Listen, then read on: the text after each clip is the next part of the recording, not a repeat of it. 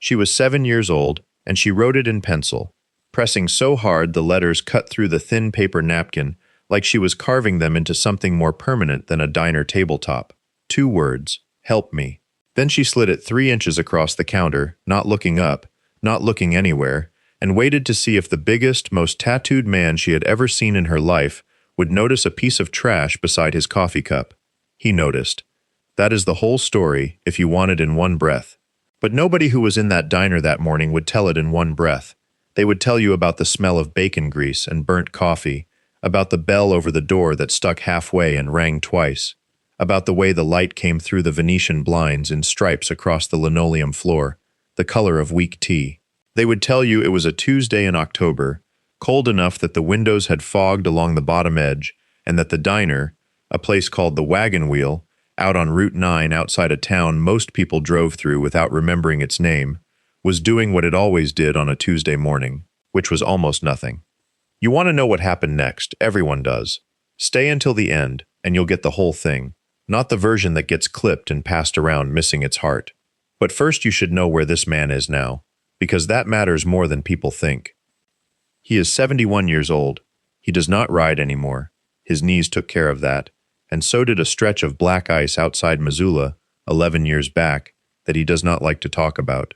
He walks with a cane now, carved from ash wood by a brother who is no longer alive to see how it's held up. His hands are still enormous, still scarred across the knuckles in a way that makes strangers cross the room without deciding to. He still wears the vest, though the leather has gone soft and gray at the shoulders, like something left out in too many winters.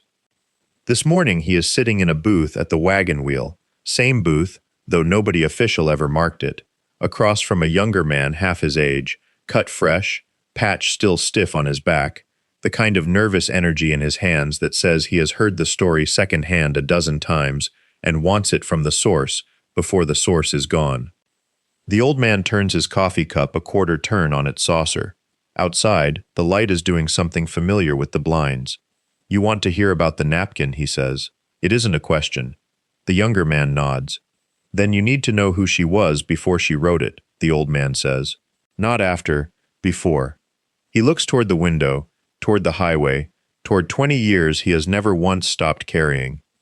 The bridge sentence comes quiet, the way a man lowers himself into a chair he has sat in 1,000 times before. 20 years fold backward like a road folding into fog, and the old man is not old yet. He is 41, riding a bike that owes him nothing, and a marriage that owes him less, coming off 11 months of long-haul work that paid the bills and drained something out of him that money couldn't put back. That August, the heat sat on the highway like a hand pressing down, and the fields on either side of the county road had gone the color of a manila envelope left too long in the sun. He remembers the specific temperature because the gas station reader outside Dwyer's feed had blinked 98 degrees at 11 in the morning, and he remembers thinking that a man could cook an egg on the tank of his bike if he wanted to prove a point to nobody. He had buried his younger brother 14 months earlier. Overdose, though the family called it his heart giving out, which was true in the way that families are sometimes allowed to be true without being accurate. He does not explain this to the younger man in detail. Some things a person only says once, and he said it all already, years ago, to men who are mostly gone now too. What he does say is this: I was riding to get away from a phone that wasn't going to ring, with good news. That's the whole reason I was on that road at all.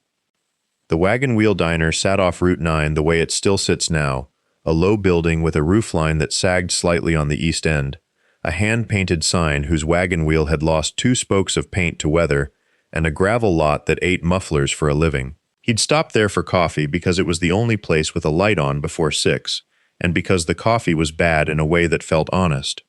There was a bell over the door, he says now, tapping the window with one knuckle, as if the bell might still be listening. Cracked, so it didn't ring right. Half a note. You'd hear it and think something was wrong before you even looked up. The younger man doesn't move. Outside, a truck downshifts on the highway, the sound rolling low and long across the lot the way it must have rolled that morning too. She was already sitting there, the old man says. Booth in the corner, barefoot, didn't look at the door when the bell went half off like that. Everybody else in the place looked. She didn't. That was the first thing I noticed. He stops turning the coffee cup. You learn to read a room fast when you've spent your life around men who'll hurt you if you read it slow.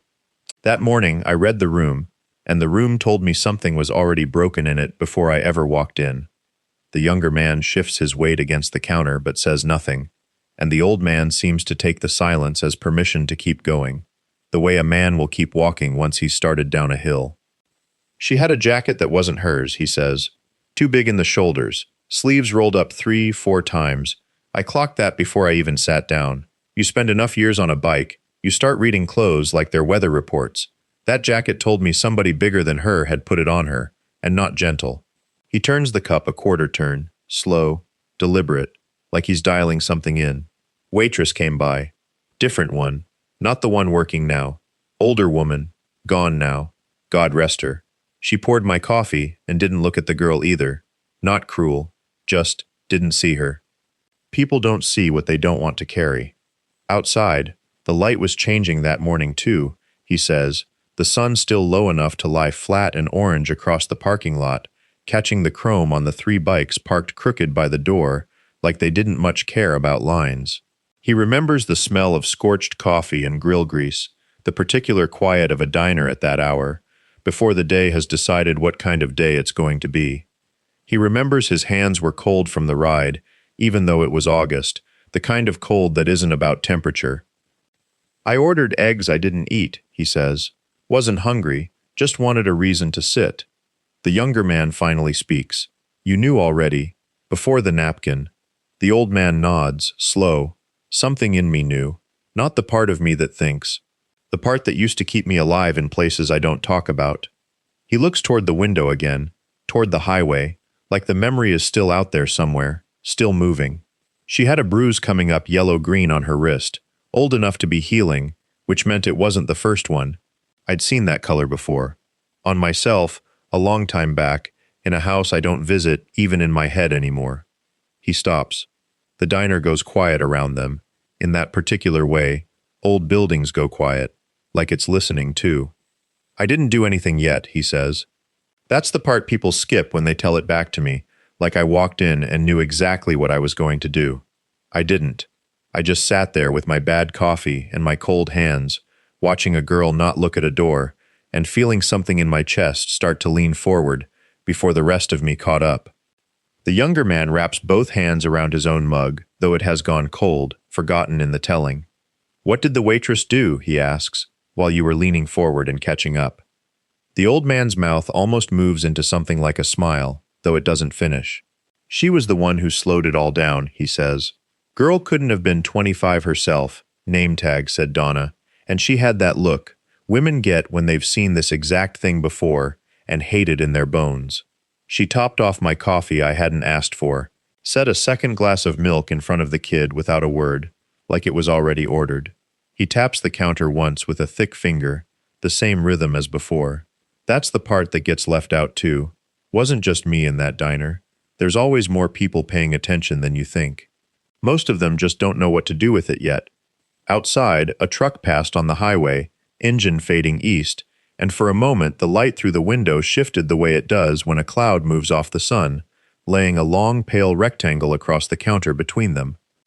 She didn't drink the milk right away, he goes on, just wrapped her hand around the glass, like she was checking it was real before she let herself want it. He shakes his head slowly. I've thought about that more than almost anything else from that day.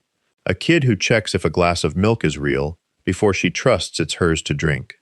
The younger man doesn't say anything to that. He's learned, in the 20 minutes he's been sitting there, that some silences aren't his to fill.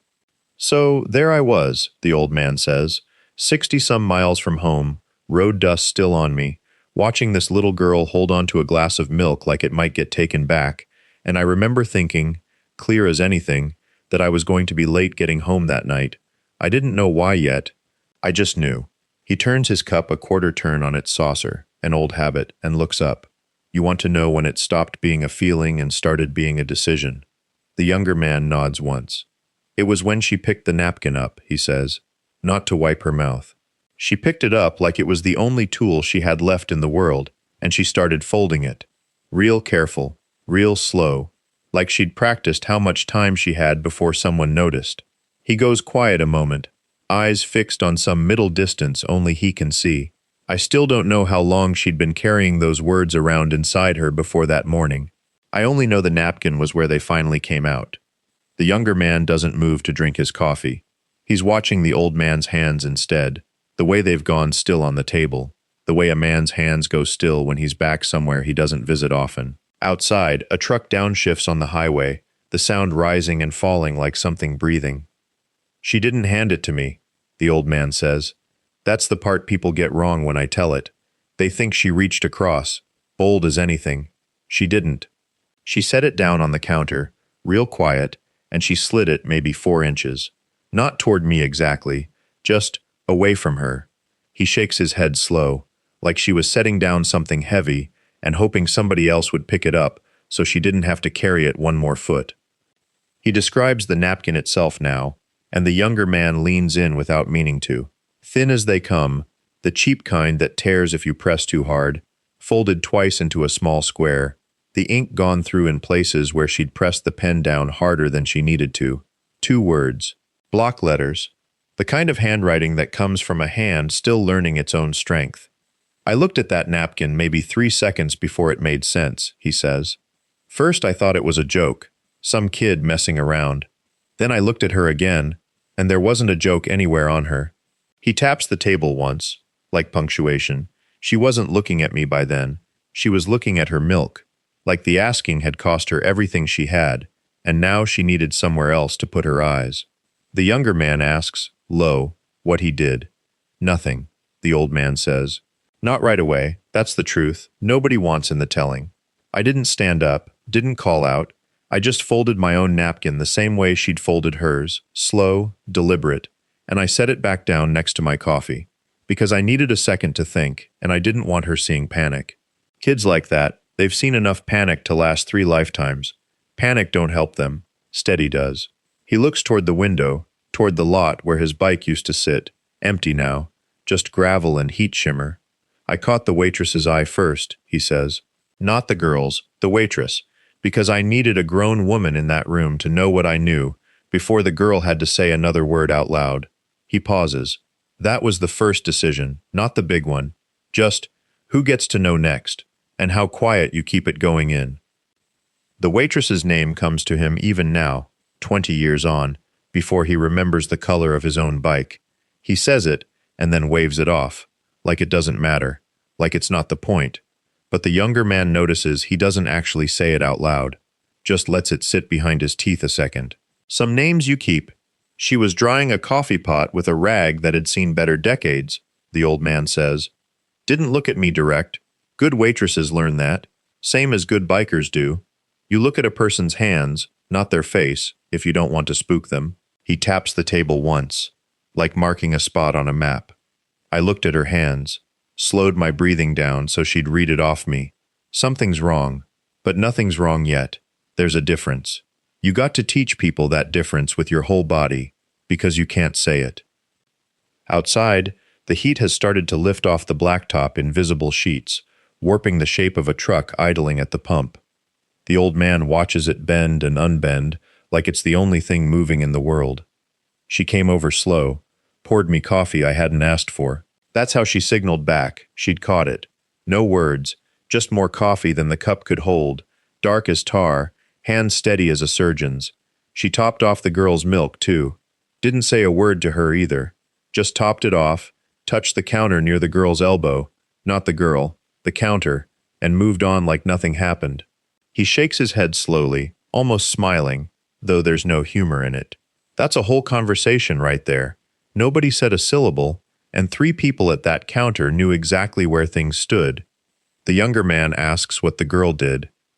"She watched the milk get poured, like it was the first kind thing anybody'd done for her in a year," the old man says, and something in his voice goes flat and careful, the way a man's voice goes when he's stepping around a hole he already fell into once.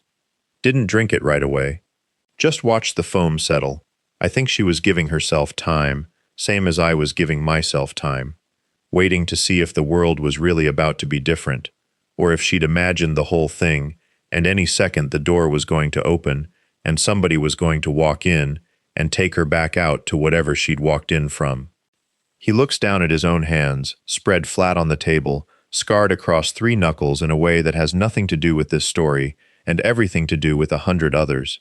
That's when I knew we didn't have long, he says. The door. I kept one eye on that door the whole rest of the time. The younger man doesn't say anything for a moment. Outside, a truck downshifts on the highway, the sound rising and falling like something breathing. The old man's coffee has gone cold in front of him, a skin forming on the surface, and he doesn't touch it. Was it her father? The younger man finally asks. The door you were watching for.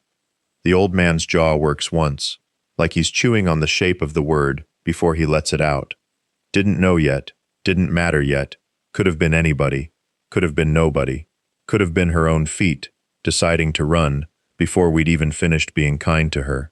He shakes his head slow. You learn, riding as long as I did, that fear doesn't wait for confirmation. It just sits in the room, and you work around it. He describes it the way a man describes a scene he's replayed enough times that the edges have gone smooth, worn like a coin, handled for years. The waitress, heavy-set, 40s, name tag that read Dot or Donna, he can't be sure anymore which, had drifted back toward the register, but kept glancing over, and he'd caught her eye once and given her the smallest shake of his head. Not yet. Not like this. Whatever they were going to do, it wasn't going to happen with the girl watching it get decided over her head like she was cargo. She'd had enough of people deciding things about her without asking, he says. I could see that plain as the bruise on her arm. So when Dutch came over, big man, you'd have liked him, dead near 12 years now, when Dutch came over and started to open his mouth, I put a hand up, just up, like this. He raises 2 fingers off the table an inch, sets them back down. And Dutch, credit to him, he stopped and he waited. The younger man leans forward. What'd you say to her?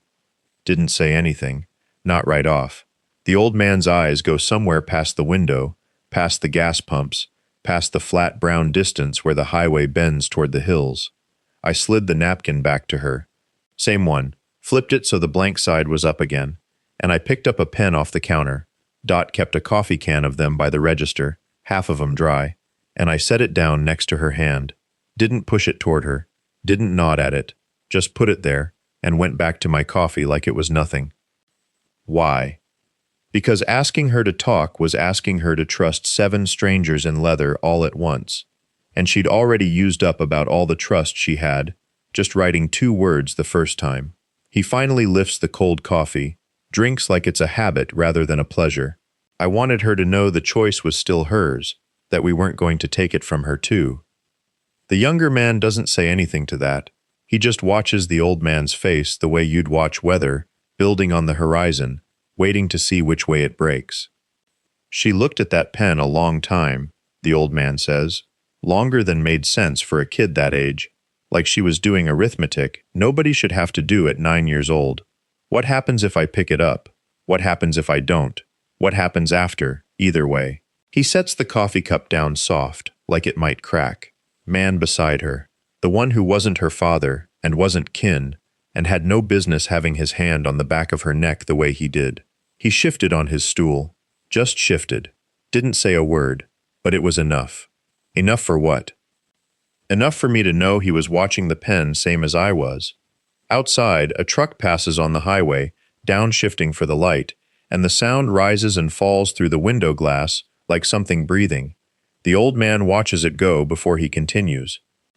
She picked it up, didn't write anything yet, just held it, turned it over in her fingers, like she was checking if it was real, if this was a thing that was actually being allowed to happen to her.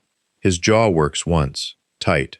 Took her the better part of a minute to put the tip to the napkin. And in that minute, nobody at that counter moved. Not Dutch, not Preacher, not the 2 boys by the door pretending to read a menu they'd already ordered off of. Whole diner had gone quiet in a way that wasn't natural, like the building itself was holding still for her. Dot's radio was still going, wasn't it? Some tinny country station, yeah. Funny what you remember.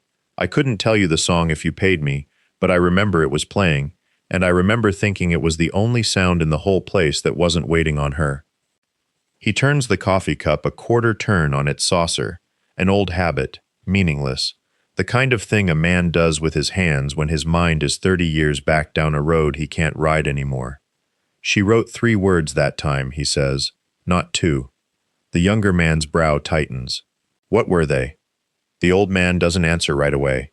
He looks toward the door of the diner, toward the bell that hasn't rung in the last 10 minutes, toward the ordinary Tuesday morning light falling flat and gold across the linoleum, same as it must have fallen that day, 20 years gone.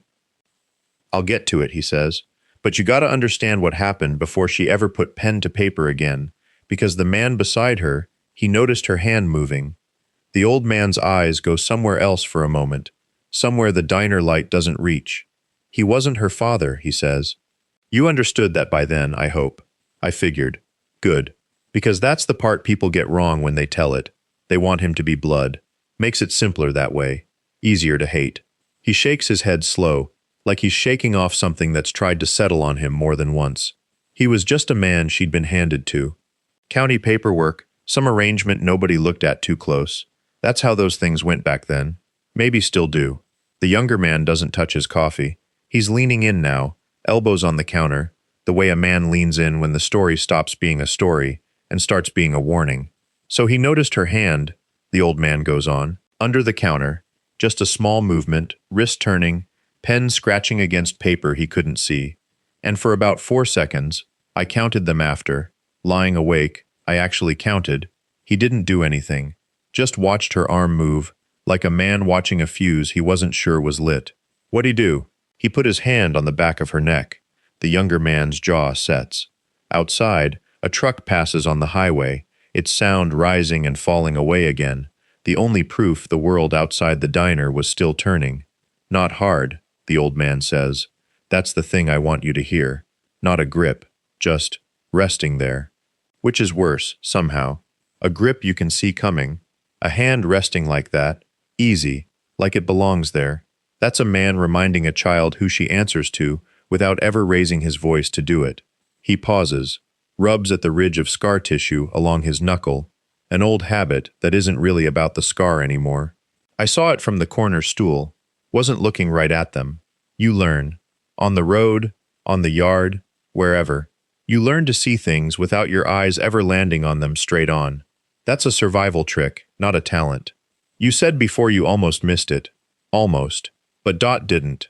The younger man looks up. Dot? She was already moving before I'd even finished putting it together. Coffee pot in her hand, walking that counter like she'd walked it 10,000 mornings before, which she had, and she stopped right in front of the two of them. Didn't say a word yet, just stood there. He looks at the door again, at the light. That's when the girl's hand went still on the napkin. Dot didn't pour. That was the thing he came back to. All these years later, turning it over the way a man turns a stone in his pocket, until the edges go smooth from handling. She had a coffee pot in her hand, and a reason to use it, and she didn't. She just stood there with the steam curling up off the spout, close enough that the man at the counter had to notice her, had to look up from whatever he was doing to that child's shoulder, and reckon with the fact that a woman twice his age was standing over him, not moving. She didn't say anything? Not yet. Dot wasn't the type to waste words on a man like that. She'd worked that counter through worse mornings than his. She'd seen husbands drag wives out by the wrist, seen truckers get handsy with waitresses half their age, seen every ugly thing a diner off a highway can show a person over enough years. She knew when to talk and when to just stand there and let a man feel the weight of being looked at. He remembers the light doing something strange that morning. Not brightening, not dimming, just settling, the way light does in the hour before a storm decides which way it's going to break. The girl's hand, which had been moving the pen in small, careful strokes across that napkin, had gone completely still, not frozen in fear, stilled the way an animal stills when it senses the air changing. And you? I hadn't moved either. Wasn't my play to make yet. That's the hardest part of a moment like that, knowing when it belongs to somebody else first. He taps the counter twice, the same 2 knuckles, like punctuation he's used 1,000 times telling this story, or maybe never telling it at all, holding it instead, close, the way you hold something you're not sure you're allowed to spend. Dot set the pot down, not hard, just set it down, like she'd decided something, and she reached over that man's shoulder, reached right over him, casual as anything, and picked up the girl's plate. Said something about it being cold. Said she'd warm it up. Wasn't about the plate. It was about getting between them. It was about getting between them without ever once making it look like that's what she was doing. That's a skill, son. A whole life's worth of a skill, learned in places nobody writes down. Small towns keep women like that. Diners keep women like that. And most folks driving through never even clock it. Never know, they just watch somebody get quietly saved a little bit before the saving even really started. He looks toward the window again, toward the parking lot filling slow with morning traffic, and something in his jaw sets, the way it does when a man's about to tell the part of the story he's rehearsed the least. The younger writer doesn't move to drink his coffee. He's watching the old man's hands instead, the way they've gone still around the mug, the way stillness in a man like that means more than words ever could. Man at the counter noticed, the old man says. Course he noticed. Man like that notices, everything gets taken from him, even a cold plate of eggs he wasn't even eating. He said something, low. I didn't catch all of it, not the words, but I caught the shape of it. The shape a man's voice makes when he's used to being obeyed and isn't used to being crossed. He turns the mug a quarter turn on the counter, the way some men turn a wedding ring, out of habit more than thought. Dot didn't flinch. 20 years slinging plates in a place like this, you don't flinch. She just said the kitchen was slow this morning, apologized real sweet, real slow, like she had all the time God ever made. And the whole while she's talking, she's moving that girl's plate further down the counter, inch by inch, like it wasn't a decision, like it was just what her hands were doing while her mouth did something else. She was moving the girl. She was moving the girl. He nods once, hard, like the confirmation cost him something. 2 feet down that counter is 2 feet further from a man's reach. Don't sound like much. Wasn't much, but it was something, and something's more than nothing, and nothing is what most folks give in that kind of moment. Outside, a truck pulls into the lot, gravel popping under its tires, and neither man looks at it. I want you to understand something about diners like this, the old man says, and his voice has gone lower now, the register men use when they're handing something over, rather than just telling it. They run on invisible women, always have. Women who see everything and say nothing, until the exact right second, and then they say the one thing that matters, and go right back to seeing everything and saying nothing. Dot was one of those. There's one in every town like this, if the town's lucky. If the town isn't lucky, there's nobody, and nobody sees the girl at all. He looks down at the counter, at the spot where, 20 years back, a napkin sat folded in a way that wasn't right. I hadn't moved yet, he says. Not really. Not all the way. I was still just a man with a coffee getting cold, telling himself he was reading a napkin wrong. A pause, long enough that the younger writer almost speaks into it, and doesn't. But Dot moving that plate, that's when I understood I wasn't the only one at that counter who'd already decided. She'd decided before me. She'd decided the second that man walked in with that girl, and something about the two of them didn't sit right in her chest. He sets the mug down. Women like that don't wait for permission, he says. They just start. The younger writer turns his cup a quarter turn on the counter, the way a man does when he needs his hands to hold something. Outside, a truck downshifts on the highway, the sound rolling in and dying against the glass. Neither of them looks toward the window. What did the man do, the younger writer asks, when he saw the plate moved? Nothing. Not yet. The old man's jaw works once, like he's chewing the memory before he lets it out. He was still talking about the weather, about the drive, about how his niece didn't talk much, never had, shy as all, you know how kids get. He says it flat, the way you'd repeat a lie you'd heard 100 times and stopped being surprised by. He had an answer ready for everything nobody had asked yet. That's how you know. Know what? That a man's been practicing his story before anybody needed one. The younger writer's eyes drop to the counter, to the exact spot the old man keeps returning to, like there's still a mark there only he can see. There isn't. The formica has been replaced twice since then, Dot told him once. Though the pattern's close enough to the original, nobody would notice unless they'd spent 20 years noticing. The girl hadn't moved, the old man says. Not an inch. hands still in her lap. But her eyes had gone to the napkin and stayed there, and that's a thing I didn't understand yet either, that she was watching to see if anybody would read it before she had to decide whether to try something worse.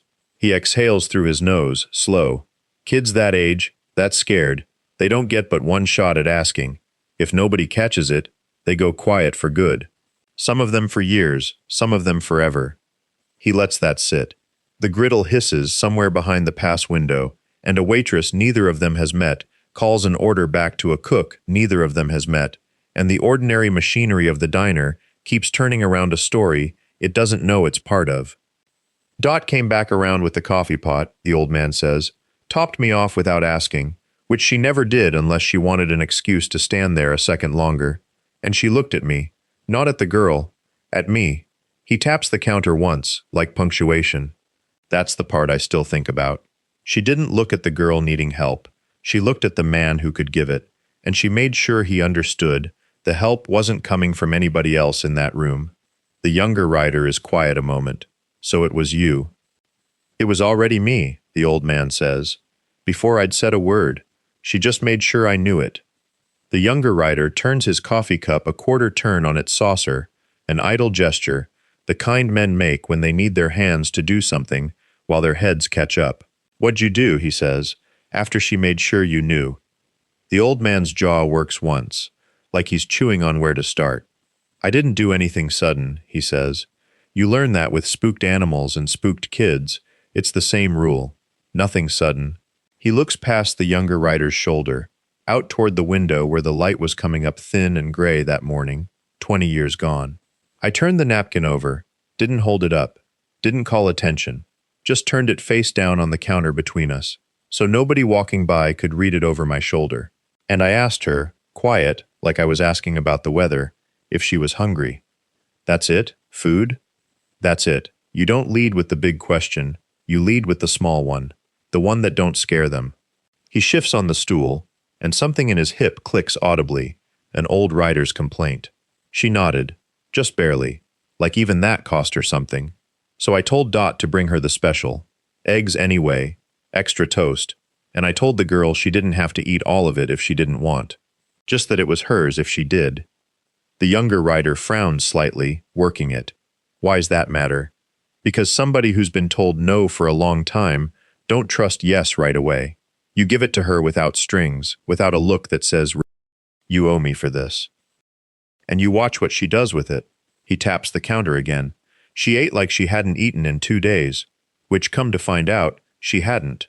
Outside, a truck downshifts on the highway, the sound rising and falling and gone, and somewhere in the kitchen, a plate meets a plate with a small ceramic clatter. The old man lets the noise pass through him before he goes on, the way a man lets a wave pass over his boots without stepping back. While she ate, I didn't ask her name. Didn't ask where she come from, who she come from. You want to, God, you want to ask everything at once. But I just sat there and let her eat, and I let Dot keep hovering with that pot like a hawk deciding whether to land, and outside the window I could see 3 of my brothers still by the bikes, not looking at the diner, which meant they were watching it harder than if they'd been staring straight at the glass. He pauses, and that's when the door opened again. The younger man across the counter had gone still, the way men go still when a story starts closing in on the part that matters. He didn't touch his coffee. He just watched the old man's hands, which had gone quiet on the counter's edge, 2 fingers pressed flat like he was holding something down. Who came in? He asked, and his voice was lower than it had been all morning. The old man didn't answer right away.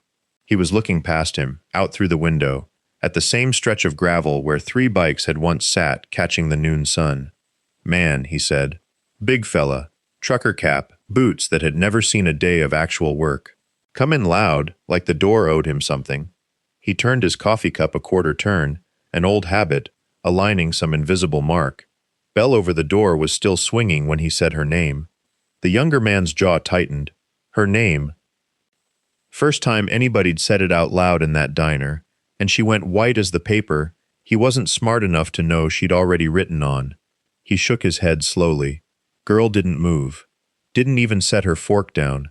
Just stopped chewing, like something in her had gone to ice. Outside, The highway noise thinned to nothing, the way it does in the dead middle of a weekday, and for a moment the diner held that particular silence that isn't peace, the silence before something is decided. Dot froze, with the pot still tipped. The old man said, "I remember that clear as anything. Coffee just hanging there, not pouring, not stopping." Dot's arm locked like a photograph. He exhaled through his nose, some old air finally leaving him. And my brother's outside.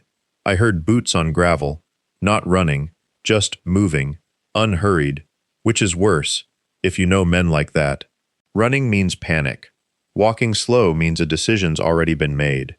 He looked down at his own hands again, turned them over once, like he was checking they still belonged to him. The man said her name again, said it soft that time, like sugar poured over something rotten. Said, "Time to go home, baby girl." The old man's mouth flattened into something that wasn't quite a frown and wasn't quite anything else. "And I want you to understand, son, nobody in that diner had said one word to me. Not Dot, not the girl. I didn't have a badge, didn't have a reason a court would have cared about. All I had was a napkin folded up small in my jacket pocket and a man's voice in a doorway that didn't match the words coming out of it." He picked his cup up finally and drank, and set it down with a small, deliberate click. "So I stood up," he said, slow, "the way you stand up when you already know your knees are about to cost you something." The younger man across the booth had gone very still, the way people go still when they realize a story has stopped being a story and become something closer to a confession. He didn't touch his coffee. He didn't touch anything. The old man's eyes had drifted somewhere past the window, past the gas pumps, past whatever year it currently was. "The doorway had a bell on it," he said. "You know the kind. Little brass thing.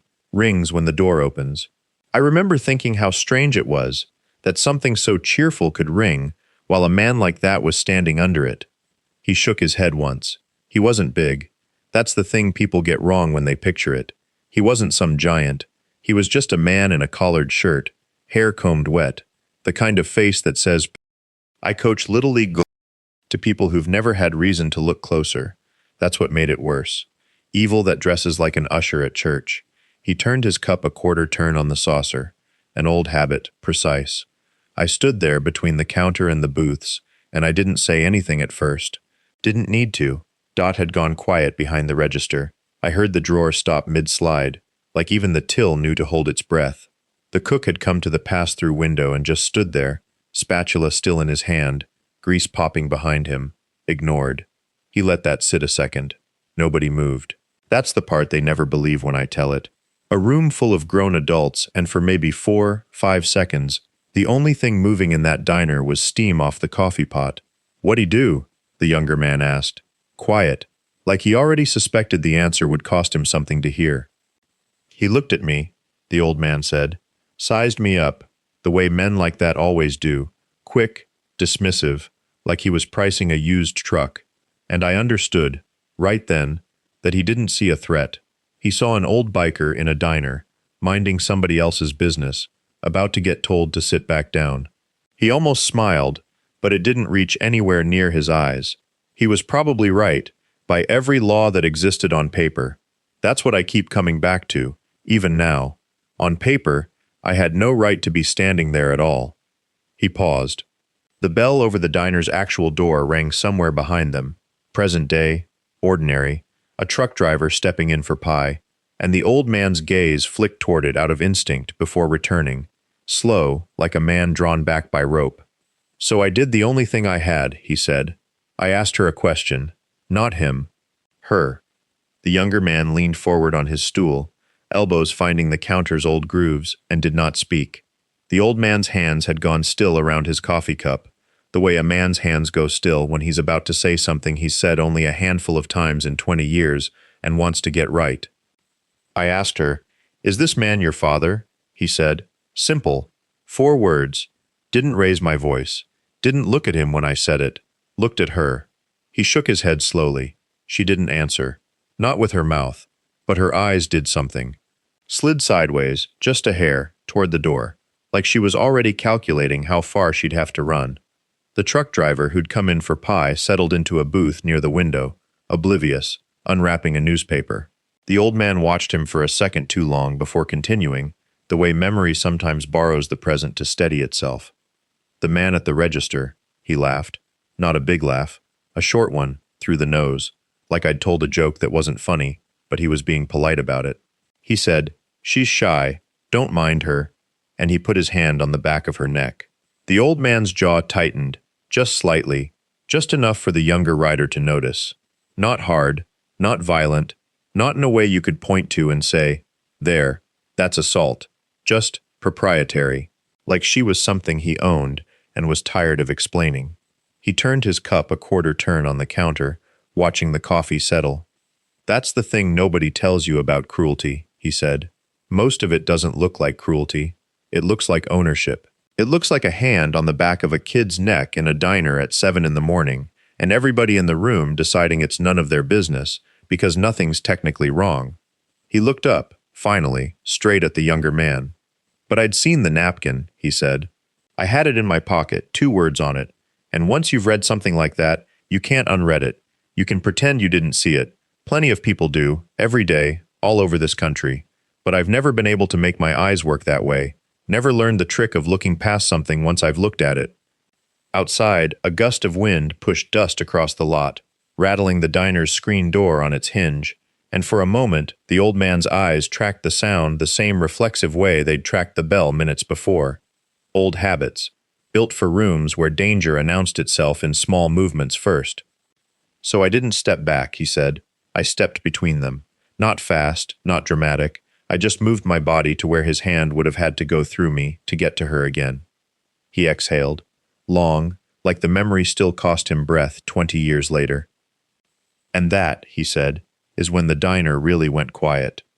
The younger man didn't move.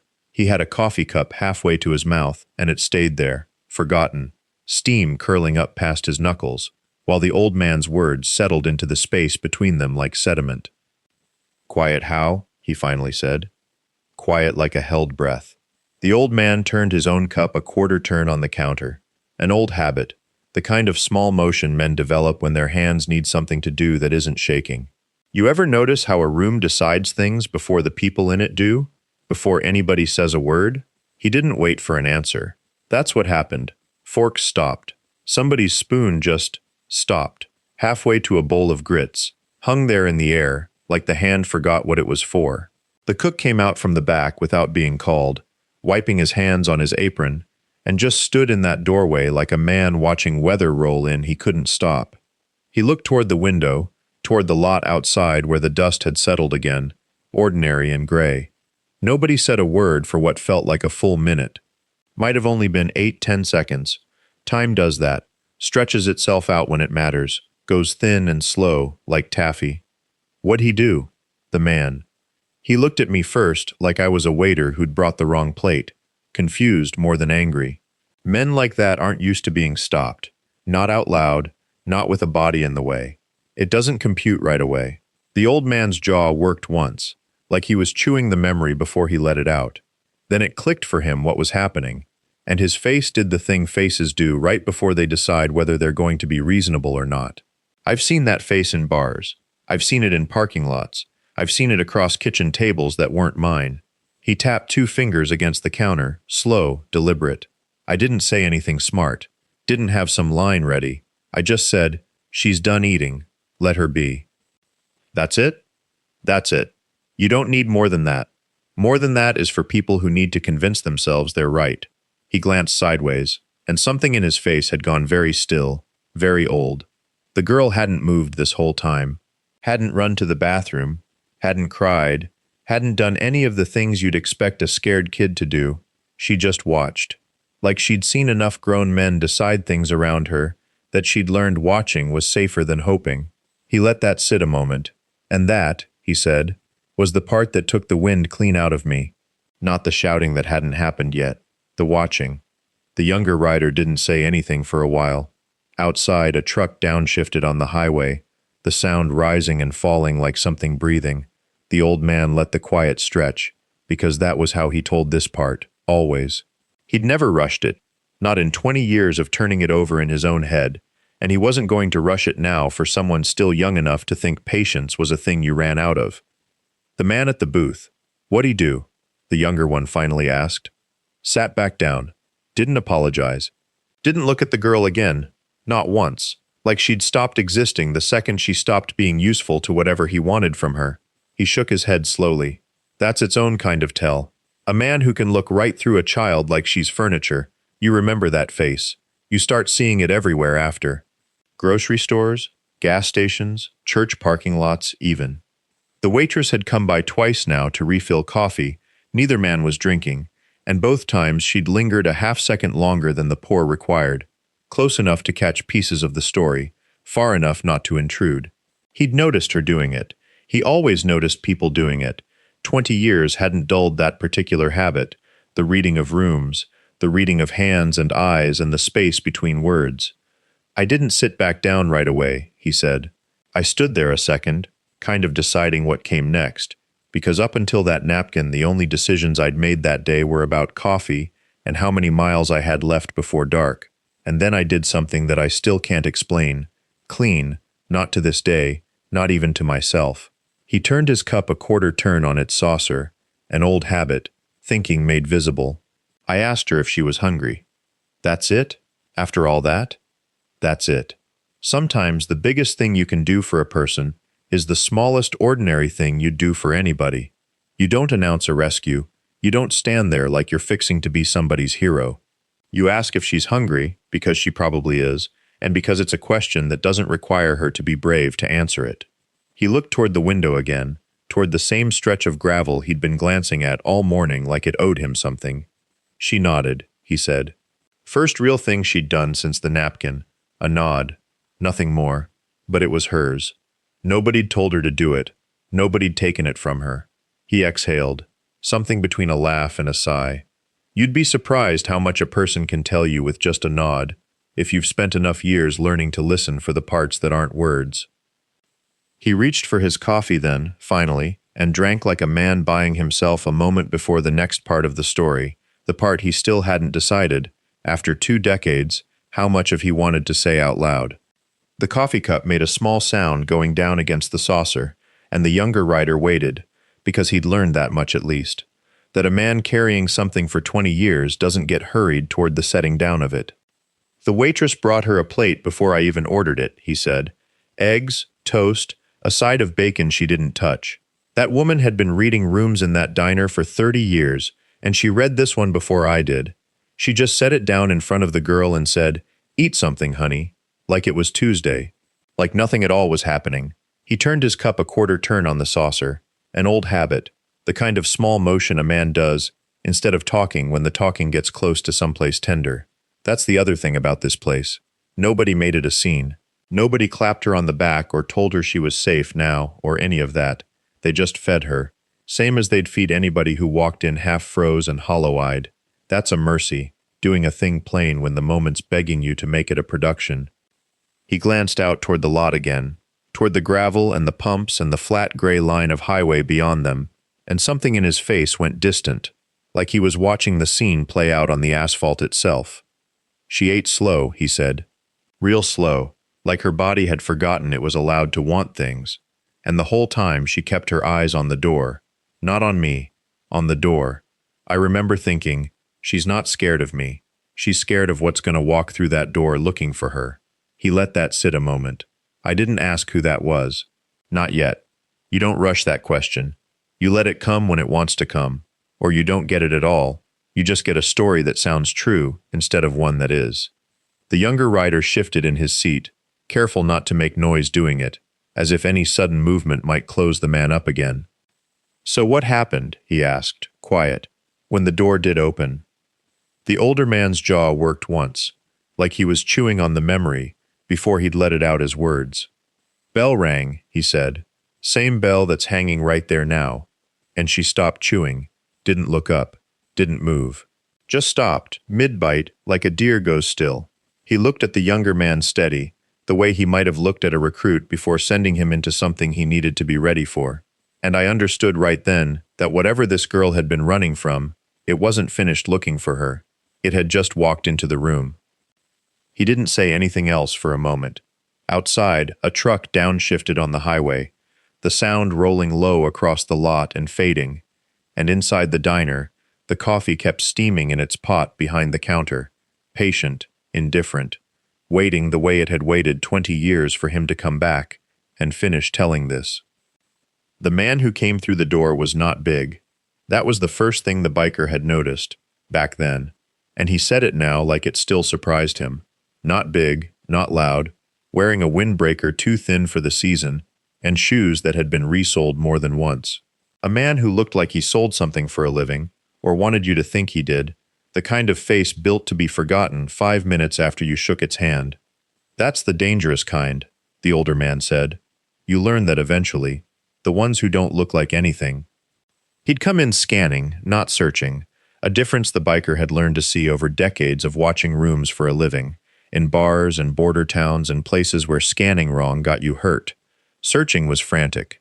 Scanning was patient, proprietary. A man checking a possession was still where he'd left it. His eyes had gone past the counter once, then come back. The girl had not moved, not a muscle, not a breath that anyone could see. The fork still lifted halfway between the plate and her mouth, syrup cooling on the tines. The biker remembered thinking she looked like something that had trained itself out of flinching because flinching got noticed, and getting noticed was the whole danger. I didn't stand up, he said. That's the part nobody believes when I tell it.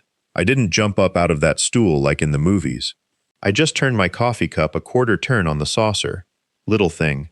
Something to do with my hands so they wouldn't do something stupid on their own. The man in the windbreaker had walked halfway to the counter and stopped, the way you'd stop if the room felt wrong before your mind caught up to why. He'd looked at the waitress, he'd looked at the cook through the pass-through window, and then, last, slow, like he already suspected what he'd find, he'd looked at the girl, and she looked back at him, the older man said, for the first time all morning. Straight at him, not scared looking, just done. Like she'd already decided something before he ever walked in, and now she was just waiting to see if the rest of the room had decided it too. The younger rider realized his hands had gone still on the table, both of them flat against the formica like he was bracing for something. He didn't move them. What'd he do? He asked. The old man didn't answer right away. He looked toward the window, toward the gravel lot baking white under the noon sun, toward the spot where 20 years ago 6 motorcycles had sat cooling in a neat, unbothered row, engines ticking as they lost their heat, patient as everything else in that town had learned to be. He smiled, the man finally said. That's what he did first. He smiled at her like a man greeting something he owned. The younger rider felt something tighten low in his stomach, the kind of feeling that comes before a fight, not during one. He kept his hands flat on the table. Not at her, the old man said. At the room, like he was reminding everybody of an arrangement they'd already agreed to. Like he was saying, "This is fine, isn't it? This is normal. Nobody's going to make this into something it isn't." Outside, a truck rolled through the lot, gravel popping under its tires, and neither of them looked at it. The old man, the one who'd started it, who'd stood up first, he didn't smile back, the storyteller went on. He just watched the fella's mouth do that, watched it stretch out slow and easy, and something in him went cold and clear, the way it used to go before contact, back when he still rode escort through places that wanted men like him dead. He'd forgotten that feeling. 20-some years of Sunday rides and charity runs, and it came back to him whole, like it had been waiting in a drawer the whole time. He turned his coffee cup a quarter turn on its saucer, an old habit, meaningless. He didn't raise his voice, the man said. Nobody in that diner raised their voice, not once, the whole time. That's the thing people get wrong when they hear this story. They think there was shouting. There was some kind of showdown. There wasn't. It was quiet the whole way through. Quieter than church. What'd he say to him? The younger rider asked. The old man. What'd he say first? The storyteller's eyes went somewhere past the window again, past the lot, past the highway shimmering white in the distance. He said, "Morning." That's all. Just morning. Like he was talking to anybody. Like the fellow was just another man who'd walked into a diner on a Tuesday. That's it? That's it. First move in a chess game don't have to look like much. He tapped the table once, twice, with a thick, scarred knuckle. The fella said morning back. Sat down at the counter, 3 stools down from the girl. Ordered eggs, over easy, like he had all the time in the world. And the old man, he didn't move, didn't stand up, didn't say another word, just sat there with his coffee going cold in front of him, watching the man's hands, watching where they went. The younger writer found he was watching the old man's hands now too, out of some inherited instinct, the way the club taught you without ever teaching you outright. You watch the hands, always the hands. Hands tell you everything a face is trained to hide. The whole diner had gone quiet by then, the old man said. Not dead quiet, working quiet, like a machine that's still running, but everybody in the rooms just noticed the sound of it for the first time. He let that sit a moment, the way a man lets a held breath out slow, careful not to disturb anything. And that, he said, was when the girl reached for the napkin dispenser again. She didn't pull 1 napkin this time. She pulled 3, stacked them like she was building something, and set them square in front of her on the counter, corners aligned, the way a kid lines up dominoes before she's brave enough to tip the first one. The younger writer leaned forward without meaning to. The old man noticed him lean and almost smiled, the corner of his mouth twitching under all that gray. She wasn't writing this time, the old man said. That's the part people get wrong when I tell it. They think there's another napkin with more words on it, something dramatic. There isn't. She just held the pen over the top one. Didn't touch it down. Held it there so long the ink dried a little bead at the tip. He turned his coffee cup a quarter turn on its saucer.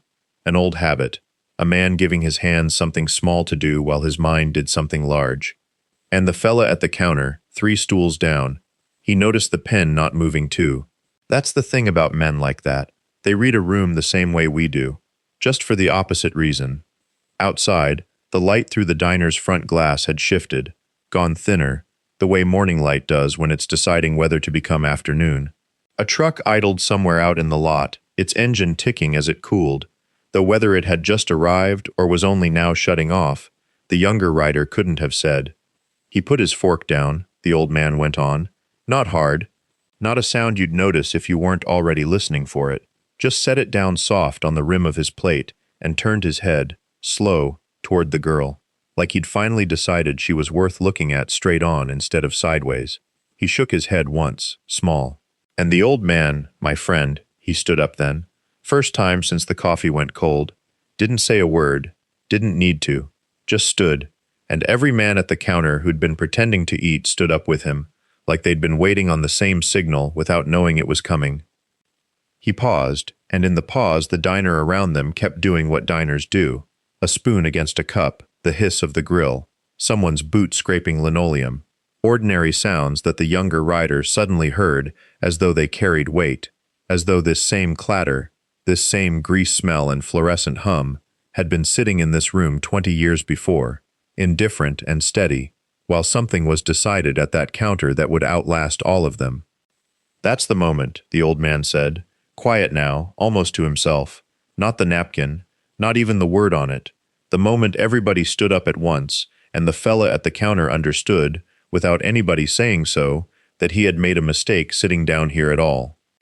He looked at the younger writer, steady, unhurried. Now, he said, I need you to understand, what happened next wasn't loud. It wasn't loud.